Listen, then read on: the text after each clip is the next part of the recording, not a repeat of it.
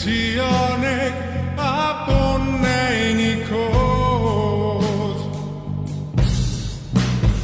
তোমরা যাকে কষ্ট বলো আমি বলি সব হারানো, নিঃস্ব কারো গায়ের শেষ টুকরো যাবো।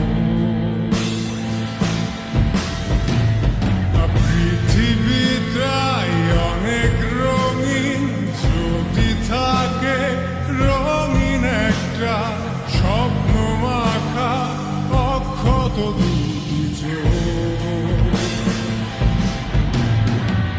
আর স্বপ্ন কবে